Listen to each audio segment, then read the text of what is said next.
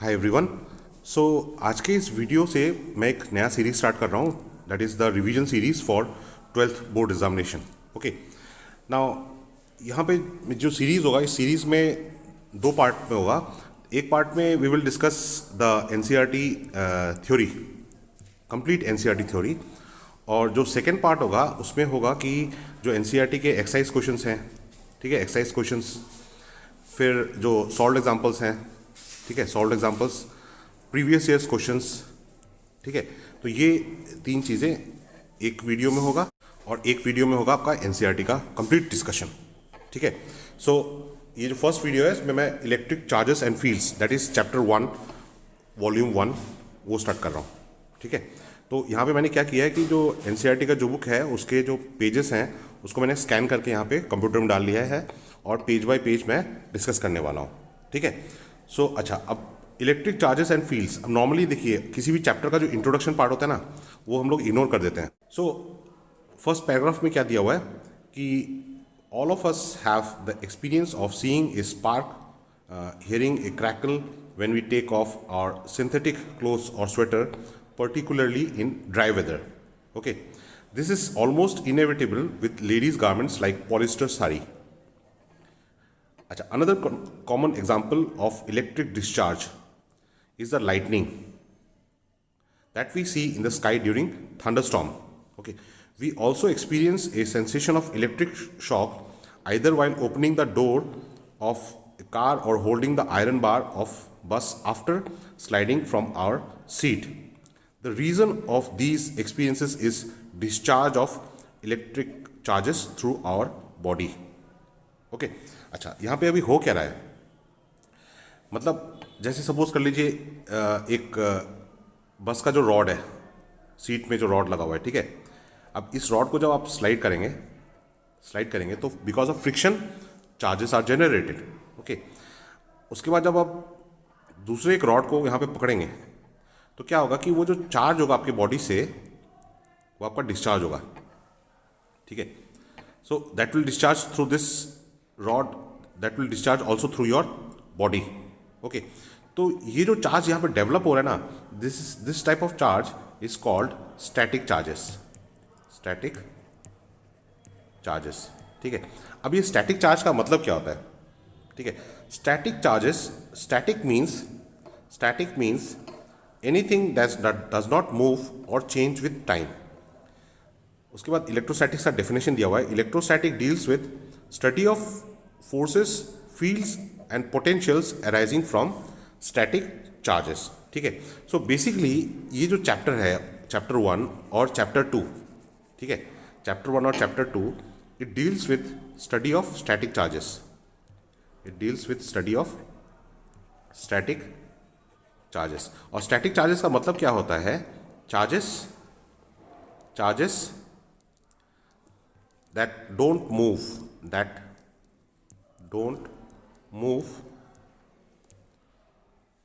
or change with time, change with time, ठीक है। ये हो गया डेफिनेशन ऑफ स्टैटिक चार्ज का, ठीक है। और उसके बाद जो ये लास्ट लाइन दिया हुआ है, ठीक है, लास्ट लाइन जो है वो है आपका definition of electrostatics. Electrostatics is the study of forces, fields and potentials arising from static charges, ठीक है। So this is the definition of electrostatics, ठीक है। तो 1 मार्क में यहाँ पे आपको दो चीज़ें पूछ सकते हैं। एक हो गया कि what do you mean by static charges, और दूसरा हो गया डिफाइन इलेक्ट्रोस्टैटिक्स, ठीक है। यहाँ पे और एक चीज़ पूछा जाता है जो इस पार्ट में है कि what are the common observations, give some examples of और observations with regard to static charges, ठीक है। तो ये आपका हो गया फर्स्ट पैरा। उसके बाद आते हैं इलेक्ट्रिक चार्ज, ठीक है। अब यहाँ पे इलेक्ट्रिक चार्ज के कुछ कैसे ये टर्म डेवलप हुआ, तो historically the credit of discovery of fact that amber rubbed with wool, अब ये जो एम्बर है this is a type of stone, ठीक। Historically the credit of discovery of the fact that amber rubbed with wool और silk cloth attracts light objects goes to Thales of Miletus, ठीक है। तो Thales of मिलिटस ने ये पहला observe किया था in Greece. He was from Greece around 600 BC. 600 BC. ठीक है, तो यहाँ पे ये नाम जानना जरूरी है. Thales of Miletus, he was the first person to observe this static charges. अच्छा, the name electricity is coined from Greek word electron. Okay, Greek word electron. तो यहाँ पे जो इलेक्ट्रॉन है इसका स्पेलिंग ELEKTRON. ठीक है, वैसे तो हम लोग इलेक्ट्रॉन लिखते हैं ELECTRON, बट ग्रीक लैंग्वेज में ये है. ठीक है, तो ये टर्म से आपका इलेक्ट्रॉन टर्म डेवलप हुआ है, चार्ज टर्म. ठीक है, अच्छा, मीनिंग एम्बर. तो ये इलेक्ट्रॉन, ये जो एम्बर स्टोन है उसको ग्रीक लैंग्वेज में इलेक्ट्रॉन बोलते हैं. ठीक है, many such pairs of materials way known which on rubbing could attract light objects. Okay, which could attract light objects like straw, pith balls and bits of papers. Okay, अच्छा, उसके बाद ये सब कुछ जनरल और एग्जांपल्स दिए हुए हैं. तो बेसिकली यहाँ पे ओरिजिन ऑफ द टर्म ये इलेक्ट्रॉन. ठीक है, और इलेक्ट्रॉन टर्म कहाँ से आया? एम्बर से. और ये किसने कॉइन किया था? Thales of Miletus from Greece. Okay, अच्छा, इसके बाद अनदर फ्यू ऑब्जर्वेशंस, मतलब जैसे अगर आपके पास एक ग्लास रॉड है. ठीक है, this is a glass rod. ठीक है, एंड अनदर ग्लास रॉड. ठीक है, दो ग्लास रॉड है.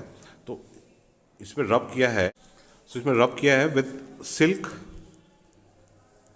और वुल से रब किया है. ठीक है, अच्छा, जब रब किया उसके बाद, रब करने के बाद जब ये ग्लास रॉड, दोनों ग्लास रॉड को जो पास में लेके आए ना, ठीक है, then there was repulsion. They were experiencing a repulsive force. उन्होंने एक दूसरे को रिपेल किया.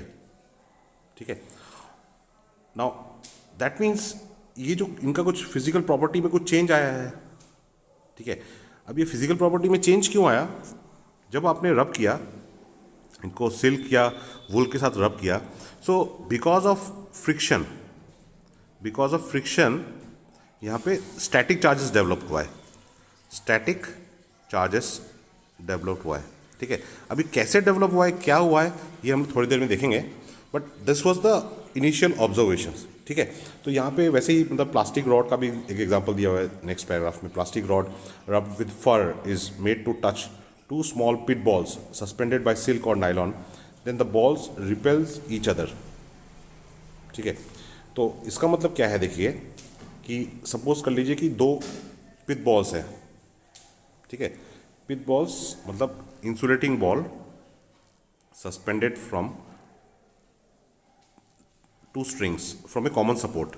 ठीक है, तो ये दोनों बॉल्स तो एक दूसरे के साथ कांटेक्ट में है.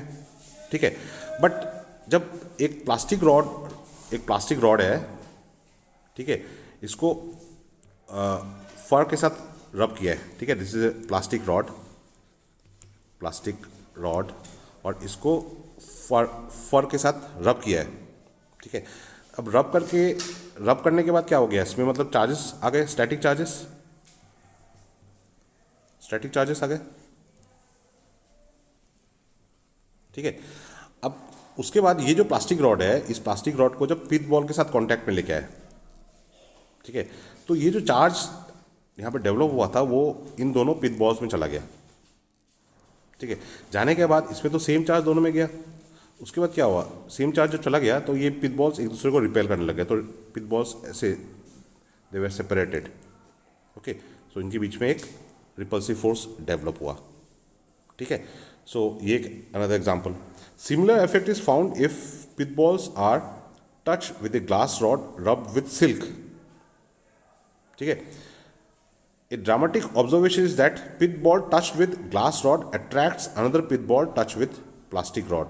मतलब अगर एक पिथ बॉल को ग्लास रॉड से टच किया है, दूसरे को प्लास्टिक रॉड से टच किया है, मतलब दोनों ग्लास रॉड और ये जो प्लास्टिक रॉड है इसको दूसरे चीज़ से रब करके इनके साथ कांटेक्ट में लेके आए हैं. ठीक है, तो उस केस में क्या हुआ था कि इन दोनों के बीच में, पिथ बॉल्स के बीच में क्या हो गया? अट्रैक्टिव फोर्स हो गया. अच्छा, अब ये जो नेक्स्ट पैराग्राफ है यहाँ पे एक इंपॉर्टेंट ऑब्जर्वेशन है. इंपॉर्टेंट ऑब्जर्वेशन क्या है कि जो सपोज कर लीजिए कि एक ग्लास रॉड है, ठीक है, और ये एक सिल्क क्लॉथ, सिल्क का कपड़ा है, ठीक है। अब इन दोनों को रब किया, ठीक है। अब रब करने के बाद क्या हुआ कि इसमें एक टाइप ऑफ चार्ज आया, ठीक है। सपोज इसमें चार्ज ऑफ टाइप ए, ठीक है, और इसमें जो चार्ज आया, इस चार्ज ऑफ टाइप बी आया, ठीक है। अच्छा, तो इसमें मतलब दो अलग अलग टाइप के चार्जेस आ गए, ठीक है। अब उसके बाद क्या किया कि तो जब अलग अलग चार्ज के चार्ज आए, they were showing static electricity property.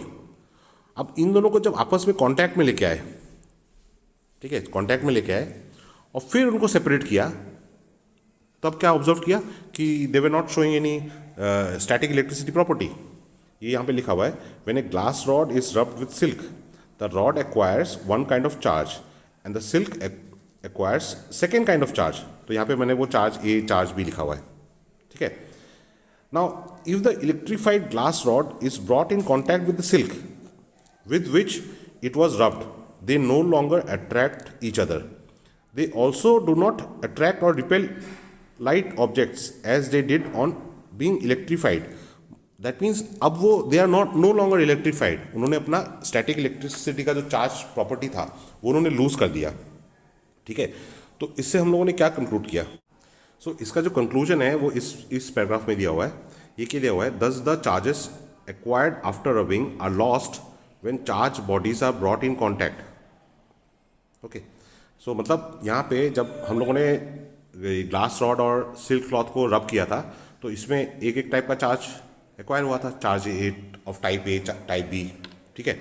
फिर जब ग्लास रॉड और सिल्क क्लॉथ जो चार्ज एक्वायर करने के बाद फिर उनको जब कॉन्टैक्ट में लेके आए तो ये जो चार्ज है वो गायब हो गया, ये चार्ज गायब हो गया। Charge acquired after rubbing are lost when charge bodies are brought in contact. Okay, what can you conclude from these observations? ठीक है, इसका कंक्लूजन क्या है? It just tells us that unlike charges acquired by objects neutralize और nullify each other effect. ठीक है, अब देखिए इसका एक्सप्लेनेशन क्या है। इसका एक्सप्लेनेशन ये है कि जब आप ग्लास रॉड, ये ग्लास रॉड है, ठीक है, और ये सिल्क क्लॉथ है,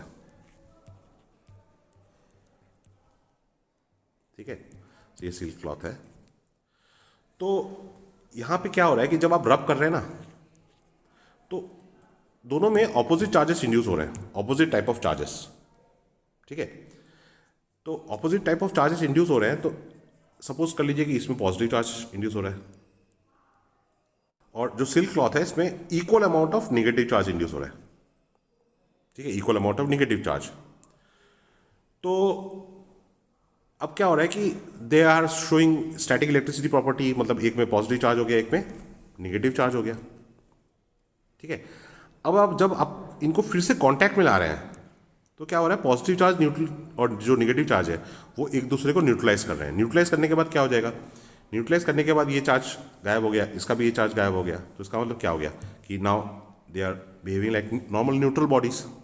ठीक है, तो इसीलिए हम लोग these charges were named as, मतलब चार्जेस दो तरह के होते हैं। एक हो गया आपका पॉजिटिव चार्ज और एक हो गया आपका नेगेटिव चार्ज। ठीक है, so therefore the charges were named positive and negative by American scientist Benjamin Franklin. ठीक है, सो ये जो चार्जेस का जो नेमिंग है ये किसने रखा था, Benjamin Franklin. Benjamin Franklin was the person who named the charges as, two types of charges as positive charge and negative charge. ठीक है, positive charge and negative charge. तो ये हो गया आपका सेकेंड पैराग्राफ का कंक्लूजन। अच्छा, अब ये जो चार्जेस को डिटेक्ट करने के लिए we have a device called gold leaf electroscope. ठीक है, this is another important topic. ठीक है, तो यहाँ पे ये डायग्राम दिया हुआ है आपका एनसीईआरटी में गोल्ड लीफ इलेक्ट्रोस्कोप का। मतलब यहाँ पे एक बॉक्स है और बॉक्स में एक रॉड, यहाँ पे मतलब एक होल है, उस होल में रबड़ फिक्स है। ठीक है, रबड़ लगा हुआ है होल के चारों तरफ और उस होल में एक रॉड को इंसर्ट किया है। ठीक है, ये जो रॉड है ये इंसर्ट किया है। ठीक है। वो जो रबड़ है वो मतलब इस रॉड को पकड़ के रखेगा, ठीक है। और जो रॉड है, देखिए रॉड ऐसा है और यहाँ से नीचे से ऐसे बेंड है, तो ये जो बेंड वाला पोर्शन ना, यहाँ पे गोल्ड लीफ को ऐसे फोल्ड करके रखा हुआ है, ठीक है। और यहाँ पे आपका एक मेटल नॉब है, ये मेटल नॉब है, ठीक है। अच्छा, अब हो क्या रहा है कि व्हेन सपोज एक चार्ज रॉड है, ठीक है। अब ये एक चार्ज रॉड है, ये चार्ज रॉड, ठीक है। तो इसमें आपका पॉजिटिव चार्ज है, ठीक है, पॉजिटिव चार्ज है। तो ये जो पॉजिटिव चार्ज है, इसको जब आप पॉजिटिव चार्ज रॉड को आप मेटल नॉब के साथ कांटेक्ट में लाएंगे, तो ये जो पॉजिटिव चार्ज है वो यहाँ पे ट्रांसफर हो जाएगा, यहाँ पे ट्रांसफर हो गया, ठीक है। फिर ये चार्ज कहाँ चला जाएगा, ये चार्ज ऊपर से नीचे आएगा और नीचे आके इस गोल्ड लीफ में ट्रांसफर होगा। अब देखिए गोल्ड लीफ तो पहले ऐसा था, ठीक है। अब जब दोनों साइड में आपका पॉजिटिव चार्ज आएगा तो ऑब्वियसली क्या होगा, ये लीफ एक दूसरे को रिपेल करेंगे, रिपेल करेंगे तो ये ऐसे बेंड ऐसे चला जाएगा, ठीक है। मतलब ये डाइवर्ज करेगा, ये दोनों एक दूसरे से, दोनों साइड्स जो हैं एक दूसरे से दूर जा रहे हैं, दे आर गेटिंग डाइवर्ज। तो ये इससे पता चलता है कि जो चार्ज बॉडी में चार्ज था, और देखिए अब सपोज कर लीजिए यहाँ पे कम चार्ज आया, तो ये दोनों जो लीफ के साइड्स हैं यहाँ पे कम चार्ज आएगा, कम चार्ज आएगा तो डाइवर्जेंस कम होगा, ठीक है। ज़्यादा चार्ज आएगा तो यहाँ पे चार्ज ज़्यादा होंगे, रिपल्शन ज़्यादा होगा तो डाइवर्जेंस ज़्यादा होगा, ठीक है। So this was done using the gold leaf experiment, ठीक है। So gold leaf electroscope experiment के बारे में अगर आता है तो आपको ये सारी चीज़ें लिखनी है, ठीक है। गोल्ड लीफ इलेक्ट्रोस्कोप क्या है, a simple apparatus to detect charge on a body is gold leaf electroscope. It consists of a vertical metal rod housed in a box with two thin gold leaves attached to the bottom. ठीक है, तो ये जो gold leaves है ये attached to the bottom. When a charged object touches the metal knob at the top of the rod, charge flows onto the leaves and they diverge. ठीक है, तो चार्ज ये लीफ में आएगा और लीफ ऐसे डाइवर्ज कर जाएगा, ठीक है। The degree of divergence is an indicator of amount of charge, ठीक है। मतलब अगर दोनों लीफ में चार्ज कम है तो डाइवर्जेंस कम होगा, ठीक है। चार्ज सपोज कर लीजिए दो चार्ज हमें मार्क किया तो डाइवर्जेंस कम है क्योंकि रिपल्शन कम है, क्योंकि चार्ज कम है। अब यही सेम लीफ में अगर चार्ज 1 2 3 4 1 2 3 4, ठीक है, अब चार्ज ज़्यादा हो गया तो रिपल्सिव फोर्स ज़्यादा होगा तो डाइवर्जेंस भी ज़्यादा होगा, ठीक है। The degree of divergence is an indicator of the amount of charge, ठीक है। तो ये कंप्लीट पैराग्राफ अगर गोल्ड लीफ इलेक्ट्रोस्कोप के बारे में आता है तो ये कंप्लीट पैराग्राफ लिखना है आपको। सो जो नेक्स्ट टॉपिक है वो है इलेक्ट्रोस्टैटिक इंडक्शन, ठीक है। तो यहाँ पे आपका एक एनसीईआरटी में एक फिगर दिया हुआ है, फिगर नंबर 1.4। तो यहाँ पे क्या किया है कि आपको दो मेटल बॉल्स हैं, ball A and ball B, ठीक है, और ये दोनों दो स्टैंड में रखे हुए हैं, ठीक है, दीज आर द 2 स्टैंड्स। तो यहाँ पे फिगर ए जो है, इस फिगर में क्या है, 2 बॉल हैं, इसमें दोनों अनचार्ज हैं, कोई चार्ज नहीं है और दोनों बॉल आपस में कांटेक्ट में है, ठीक है। फिगर बी जो है, फिगर बी को अगर देखें तो ये फिगर बी है। फिगर बी में क्या किया, एक रॉड है, ठीक है, एक चार्ज रॉड उसके पास लेके आए और ये जो रॉड है ये रॉड पॉजिटिवली चार्जड है, ठीक है। इस रॉड में चार्ज क्या है, पॉजिटिव चार्ज है, ठीक है। अच्छा, अब ये जो 2 मेटल बॉल है ये तो इनिशियली इलेक्ट्रिकली न्यूट्रल था, ठीक है। इलेक्ट्रिकली न्यूट्रल का मतलब क्या है कि उसमें जितना पॉजिटिव चार्ज है उतना ही निगेटिव चार्ज है, ठीक है। पॉजिटिव चार्ज किसके वजह से होगा, प्रोटॉन्स के वजह से होगा। निगेटिव चार्ज किसके वजह से होगा, इलेक्ट्रॉन्स के वजह से होगा, ठीक है। अच्छा, अब जब ये पॉजिटिव चार्ज रॉड, इस पॉजिटिव चार्ज रॉड को जब इसके पास लेके आए, इन बॉल ए के पास लेके आए, ठीक है, तो बॉल ए में क्या है, जो इलेक्ट्रॉन्स हैं वो इससे अट्रैक्ट हुए पॉजिटिव चार्ज से, ठीक है। तो बॉल ए का जो लेफ्ट साइड है वहाँ पे ये इलेक्ट्रॉन इकट्ठे हो गए, ठीक है। तो यहाँ पे ऑलरेडी जितना चार्ज, देखिए पहले इस साइड में जो लेफ्ट साइड है, इस साइड में ऑलरेडी पहले प्रोटॉन और इलेक्ट्रॉन्स तो थे ही, ठीक है। अब ये जो पॉजिटिव चार्ज की वजह से कुछ एक्सेस इलेक्ट्रॉन इस साइड चले गए, तो ओवरऑल यहाँ पे एक नेगेटिव चार्ज डेवलप हो गया, ठीक है। तो इसलिए जो स्फेयर ए है, स्फेयर ए, उसके लेफ्ट साइड में, यहाँ पे जो आपके एनसीईआरटी में दिया हुआ है उसके लेफ्ट साइड में क्या किया है, उसके लेफ्ट साइड में आपके ये निगेटिव चार्ज मार्क किए हुए हैं, ठीक है। ये जो निगेटिव चार्ज मार्क किया हुआ है ये निगेटिव चार्ज है, ठीक है। अभी जो निगेटिव चार्ज यहाँ पे आया है, इसके वजह से जो बी है, स्फेयर बी, उसका जो राइट साइड होगा, ये सबसे दूर वाला साइड है, ठीक है, ये जो सबसे नज़दीकी साइड है with respect to this charge body, और ये वाला सबसे दूर वाला पार्ट है, वहाँ पे क्या होगा, पॉजिटिव चार्ज इंड्यूस हो जाएगा, ठीक है, यहाँ पे पॉजिटिव चार्ज आ गया, ठीक है। तो देखिए अब यहाँ पे इनिशियली जो फिगर ए था, ठीक है, फिगर ए में ये दो मेटल स्फेयर ए और बी था, तो ये तो इलेक्ट्रिकली न्यूट्रल था, यहाँ पे total charge zero, sphere A में total charge zero, sphere B में भी टोटल चार्ज जीरो है, ठीक है। बट फिगर बी में जैसे ही हमने देखा कि एक पॉजिटिव चार्ज रॉड को जब हम लोग मेटल ए के पास लेके आ गए, तो मेटल ए का जो साइड है, ये साइड इसके नियर एंड में है, ठीक है, और बी का ये साइड है, ये फार एंड में है। तो जो नियर एंड है उसमें निगेटिव चार्ज आ रहा है, मतलब इसमें जो चार्ज है उसका अपोजिट चार्ज यहाँ पे आ रहा है, ठीक है। और जो फार एंड है उसमें सेम चार्ज आ रहा है, मतलब यहाँ पे अगर पॉजिटिव चार्ज है तो यहाँ पे भी पॉजिटिव चार्ज ही आ रहा है, ठीक है। अच्छा, मगर अब एक चीज़ देखिए, यहाँ पे जो ये चार्ज जो दिख रहे हैं वो क्या हो रहा है, वो यहाँ से तो गया नहीं है, यहाँ से गया नहीं है, बिकॉज हमने जो चार्ज ट्रांसफर पहले सीखा था वो था बाय कांटेक्ट, मतलब चार्ज बॉडी को दूसरे बॉडी के साथ कांटेक्ट में लेके आए तो चार्ज यहाँ से यहाँ पे चला गया, ठीक है। मगर यहाँ पे तो ऐसा नहीं हो रहा है, यहाँ पे जो ये चार्ज ए में चार्ज और बी में जो चार्ज हमको दिख रहा है, that is the charge of the bodies A and B, वो ए और बी का ही चार्ज है, ठीक है, वो बाहर से नहीं आया है। बट ए और बी का जो चार्ज है वो रीडिस्ट्रीब्यूट हो गया, मतलब निगेटिव चार्ज एक साथ चला गया, एक साइड चला गया, पॉजिटिव चार्ज एक साइड चला गया, तो मतलब जो निगेटिव चार्ज है वो एक साइड चला गया है और पॉजिटिव चार्ज एक साइड चला गया है। तो ये जो रीडिस्ट्रीब्यूशन ऑफ चार्ज है, यहाँ पे जो चार्ज रीडिस्ट्रीब्यूट हुआ है, क्यों हुआ है, because we have brought charge body near these two bodies, so this redistribution of charge is called electrostatic induction. अब इलेक्ट्रोस्टैटिक इंडक्शन जो है वो कंजर्वेशन ऑफ चार्ज प्रॉपर्टी को फॉलो करता है, क्योंकि देखिए यहाँ पे जो ये जो पहला फिगर था, इस पहले फिगर में यहाँ पे जो टोटल चार्ज था, क्यू टोटल, वो कितना था, वो तो जीरो था, ठीक है। तो charge, principle of conservation of charge क्या बोलता है, चार्ज को हम लोग क्रिएट नहीं कर सकते, चार्ज को हम लोग डिस्ट्रॉय नहीं कर सकते। तो ए के लेफ्ट साइड में निगेटिव चार्ज आया है, बी के राइट साइड में पॉजिटिव चार्ज आया है, बट अभी भी ये जो सिस्टम को अगर देखें ए और बी के सिस्टम को, तो अभी भी जो टोटल चार्ज है वो जीरो ही है, मतलब टोटल चार्ज अभी भी चेंज नहीं हुआ है, खाली क्या हुआ है, चार्ज रीडिस्ट्रीब्यूट हुआ है। So this redistribution of charge on A initially uncharged body, when A charge body is brought in its vicinity, is called electrostatic induction, electrostatic induction, ठीक है। अब बाकी के जो फिगर्स है, देखिए बाकी के फिगर्स में क्या है कि जैसे अब ये वाला फिगर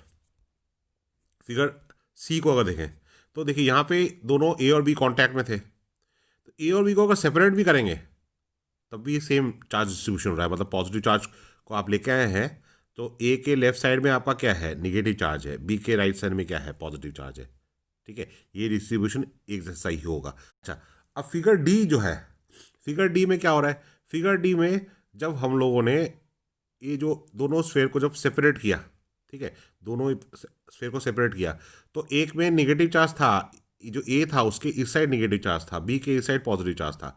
अब ये तो ऑपोजिट चार्ज एक दूसरे को अट्रैक्ट करेंगे, तो जब हम लोगों ने इस रॉड को रिमूव किया तो निगेटिव चार्ज किस साइड शिफ्ट हो गए, इस साइड शिफ्ट हो गए, पॉजिटिव चार्ज यहाँ थे, यहाँ से कहाँ पे आ गए, यहाँ पे आ गया, क्यों आ गया, बिकॉज ऑफ अट्रैक्शन, ठीक है।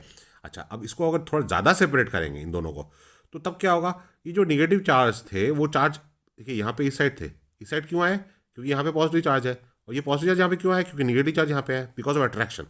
बट जब इन दोनों को सेपरेट कर देंगे, इनको दूर दूर लेके जाएंगे, तो ये जो निगेटिव चार्ज है, ठीक है, यहाँ पे जैसे इस स्फेयर में जो निगेटिव चार्ज है, तो वो इक्वली, मतलब इक्विलिब्रियम स्टेट में क्या होंगे, वो एक दूसरे से सेपरेट हो जाएंगे, तो सेपरेट हो जाएंगे तो अलग दूर दूर रहेंगे, तो यहाँ पे इस पोजीशन में आ गए, ठीक है। सिमिलरली यहाँ पे जो ये चार्जेस हैं ये इक्वली डिस्ट्रीब्यूट हो गए, यहाँ पे पॉजिटिव चार्ज, यहाँ पे पॉजिटिव चार्ज, यहाँ पे पॉजिटिव चार्ज, यहाँ पे पॉजिटिव चार्ज, मतलब इक्वली रीडिस्ट्रीब्यूट हो जाएगा। तो ये कब होगा, इक्विलिब्रियम स्टेट में होगा, ठीक है। तो ये जो बाकी के स्टेट्स हैं, मतलब ये तो मतलब ये इलेक्ट्रोस्टैटिक इंडक्शन के अंदर नहीं आ रहा है, ये तो हम लोग देख रहे हैं कि इलेक्ट्रोस्टैटिक इंडक्शन में चार्ज आया उसके बाद रीडिस्ट्रीब्यूट चार्ज को कैसे हो रहा है, मतलब इक्विलिब्रियम स्टेट में क्या हो रहा है, पास लाने में क्या हो रहा है, ठीक है। बट ये जो फिगर है, फिगर बी, ये फिगर एक्सप्लेन करता है इलेक्ट्रोस्टैटिक इंडक्शन को, ठीक है।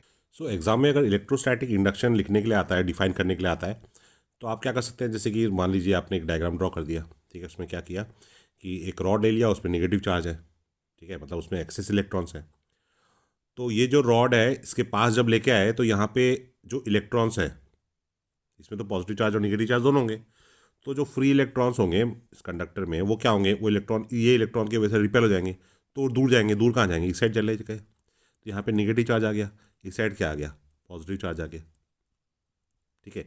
तो हमेशा याद रखना कि जो आप चार्ज बॉडी को जब अनचार्ज बॉडी के पास लेके आएंगे तो जो नियर एंड है, ठीक है, ये यहाँ पे नियर एंड कौन सा है, ये वाला एंड नियर एंड है, तो नियर एंड में हमेशा ऑपोजिट चार्ज होगा। यहाँ नेगेटिव है तो यहाँ पर पॉजिटिव है, ठीक है।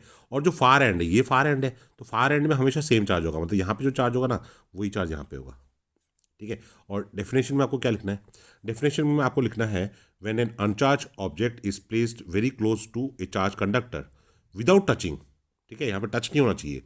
The nearer end acquires charge opposite to the charge on the charge conductor.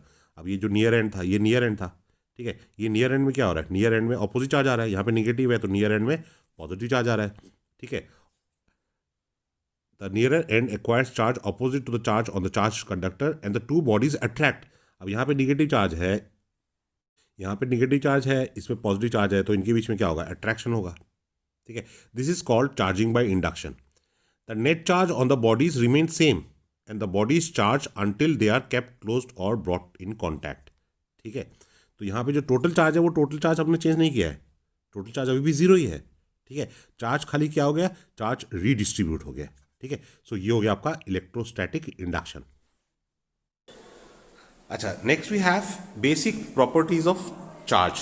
Okay, so the first property is additivity of charges, ठीक है।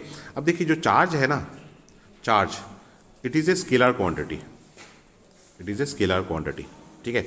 तो अगर कोई एक सिस्टम है, ठीक है, और इस सिस्टम में मान लीजिए कि you have charges Q1 plus Q1 minus Q2 minus Q3 and plus Q4। तो अगर आपको यहाँ पे पूछते हैं कि what is the total charge, तो जो टोटल चार्ज होगा Q total that will be equal to Q1 plus minus Q2 plus minus Q3 plus Q4, ठीक है। So this is how charges are added. Scalar quantity है और charge जब आप add करेंगे तो चार्ज का जो साइन है, अगर वो नेगेटिव चार्ज था तो उसका साइन आपको लेके ऐड करना है, ठीक है। This means additivity of charges, मतलब चार्ज को जब ऐड करते हैं तो जैसे नंबर्स को ऐड करते हैं वैसे ही हम लोग चार्जेस को ऐड करते हैं, ठीक है। अब नंबर जैसे अगर 1 हो गया, ठीक है, 1 है एक नंबर और एक -2 एक नंबर है, ठीक है, +1 और -2, तो इसको ऐड करेंगे तो क्या होगा, 1 plus -2, so that is equal to -1, ठीक है। तो नंबर्स को ऐसे ऐड करते हैं ना, चार्ज को भी वैसे ही ऐड करना है, ठीक है। सेकेंड प्रॉपर्टी हो गया चार्ज इज कंजर्व्ड, ठीक है, चार्ज इज कंजर्व्ड, बट यहां पे कंडीशन है for isolated system, for isolated system. मतलब क्या है कि चार्ज को आप क्रिएट नहीं कर सकते हैं, चार्ज को आप डिस्ट्रॉय नहीं कर सकते हैं, बट चार्ज को आप ट्रांसफर कर सकते हैं, ठीक है। Conservation of charge means charges can neither be created nor be destroyed but can be transferred from one body to another body, ठीक है। अच्छा, तो थर्ड प्रॉपर्टी है that is one of the most important property of charge. अब ये property क्या है, ये प्रॉपर्टी है quantization of charge. Quantization of charge का मतलब है charge on a body, it is an integral multiple of elementary electronic charge where E is equal to 1.6 into 10 power minus 19 coulomb. This is the charge of one electron, ठीक है। अब plus minus sign किस लिए दे रहा हूं और ये n क्यों आ रहा है वो थोड़ा हम लोग डिटेल में समझते हैं।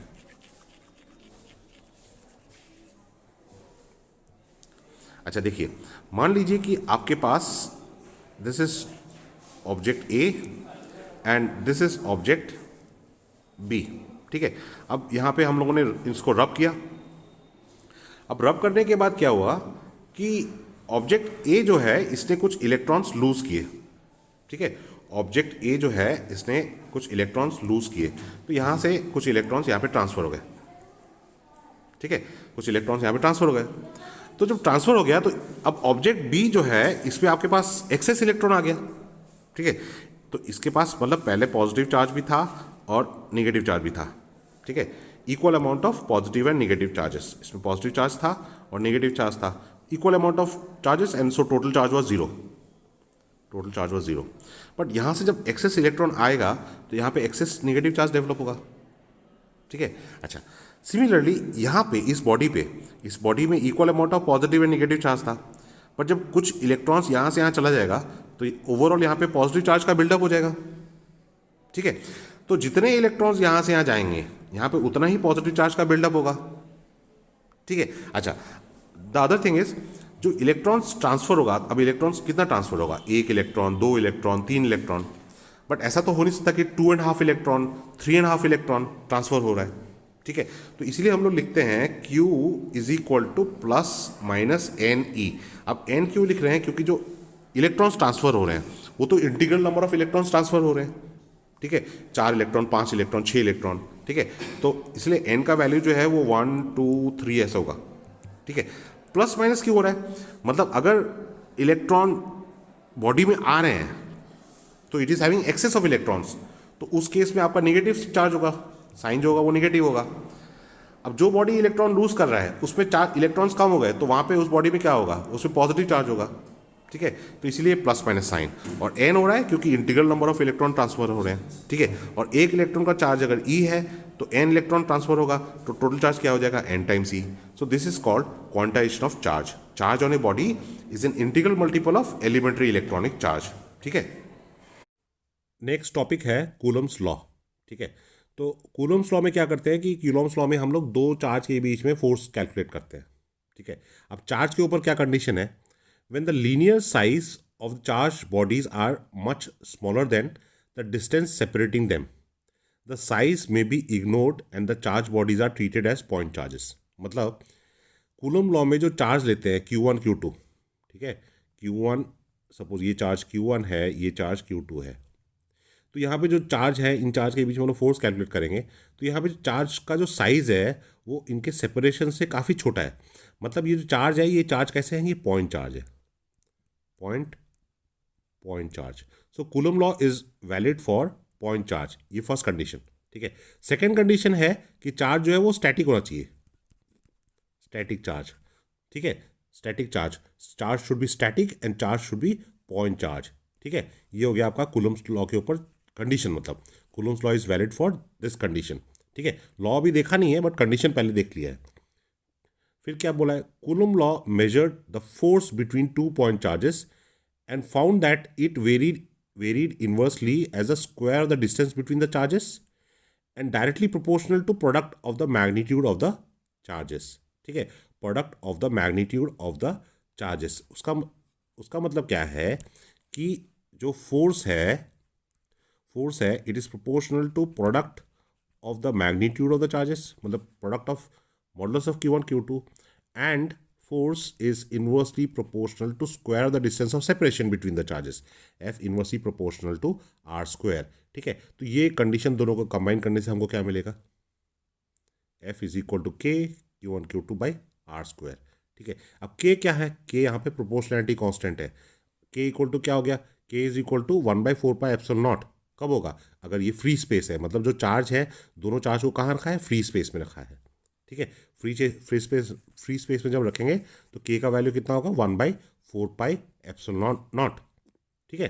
अच्छा, तो F का वैल्यू, K का वैल्यू यहाँ पे सब्स्टिट्यूट कर दिया तो यहाँ पे हमें फोर्स का एक्सप्रेशन क्या मिला, F is equal to 1/4 epsilon naught modulus of Q1 Q2 by R square. अब ये जो एप्सिलॉन नॉट है, ठीक है, एप्सिलॉन नॉट ये क्या है, इसको क्या बोलते हैं, permittivity of free space, permittivity of free space. अब परमिटिविटी ऑफ फ्री स्पेस का वैल्यू कितना है, 8.85 इंटू 10⁻⁻12 कूलम स्क्वायर पर न्यूटन पर मीटर स्क्वायर, ठीक है। ये एप्सिलॉन नॉट का वैल्यू है, ठीक है।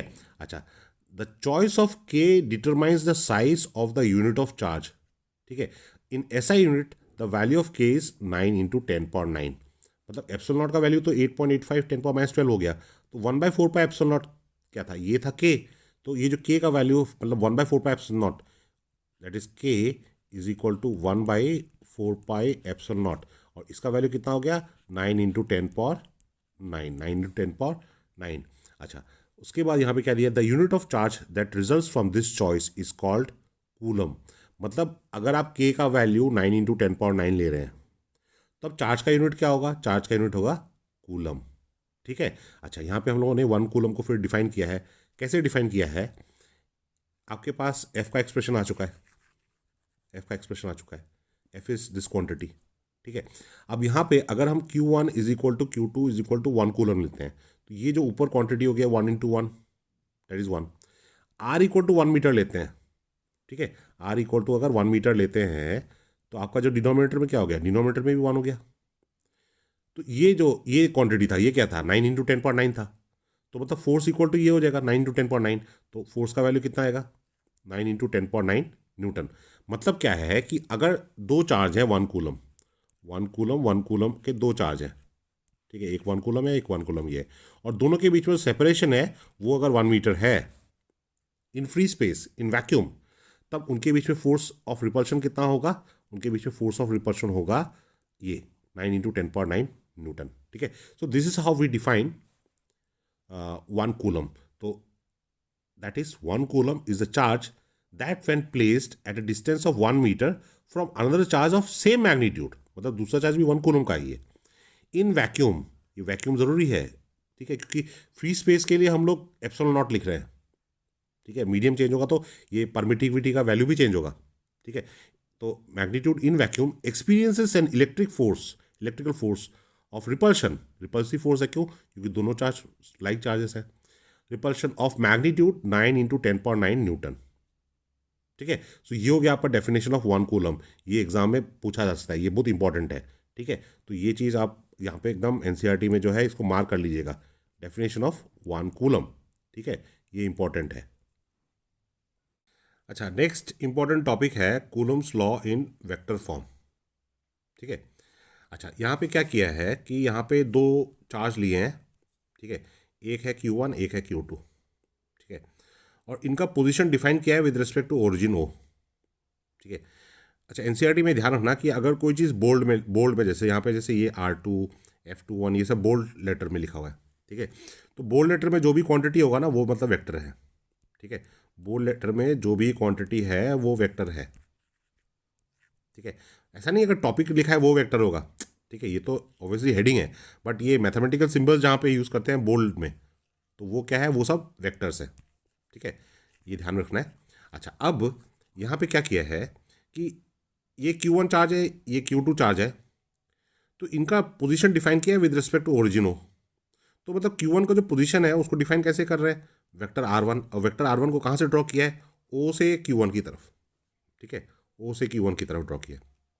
सिमिलरली Q2 का position with respect to origin क्या है, ये है, ये वेक्टर R2 हो गया। ठीक है, ये वेक्टर R2 हो गया। ठीक है, यहाँ पे ये वेक्टर R1 हो गया, ये यहाँ पे बोल्ड लेटर में लिखा हुआ है। ठीक है, सिमिलरली अगर आपको Q2 का पोजीशन चाहिए विद रिस्पेक्ट टू Q1, तो वेक्टर कहाँ से कहाँ ड्रॉ करेंगे, फ्रॉम Q1 टू Q2, ये हो गया। तो इसको मार्क किया है वेक्टर R21। ठीक है, वेक्टर R21, ये वेक्टर R21 लिखा हुआ है। ठीक है।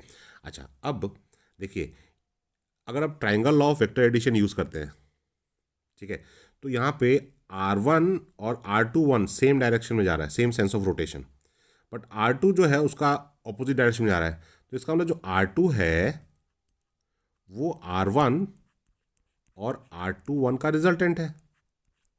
ठीक है, तो इसका मतलब R2 minus R1 is equal to R21, is equal to R21। तो ये यहाँ पे लिखा हुआ है R21 is equal to R2 minus R1। ठीक है। अच्छा, अब यहाँ तक तो हमको सिंबल्स हम लोगों ने समझ लिए, ये डायग्राम में जितने भी सिंबल्स दिए हुए हैं वो हम लोगों ने समझ लिए। ठीक है। अच्छा, अब आ गया कूलम्स लॉ को एक्सप्लेन करने का इन वेक्टर फॉर्म में।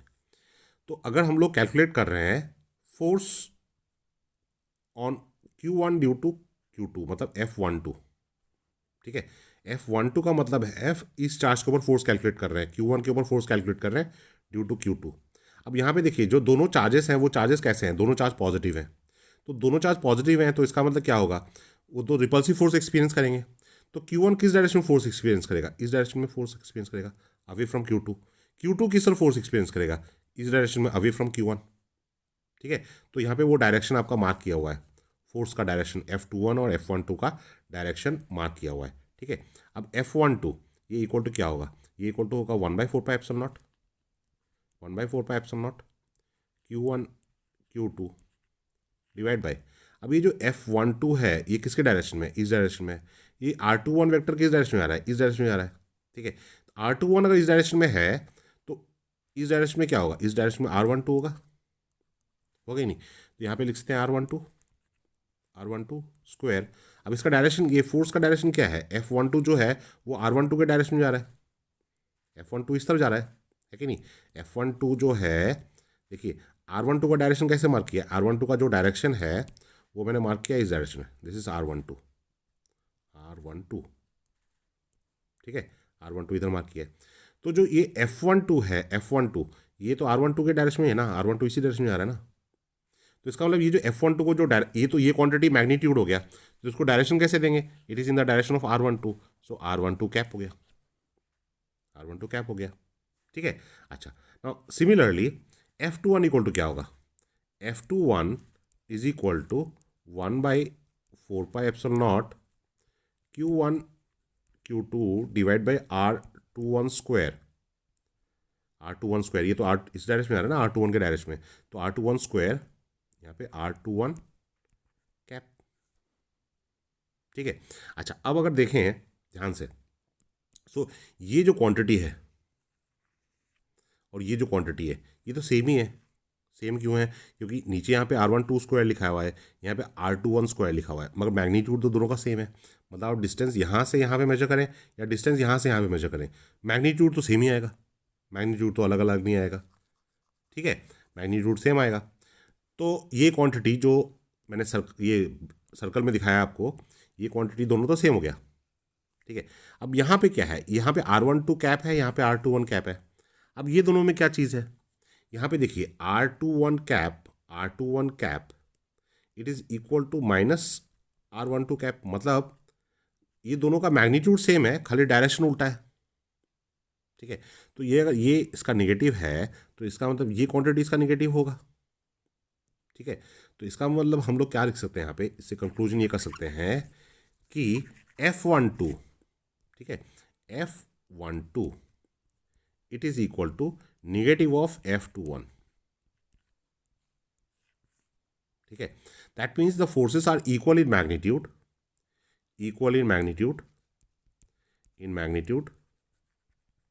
ठीक है, and opposite in direction, opposite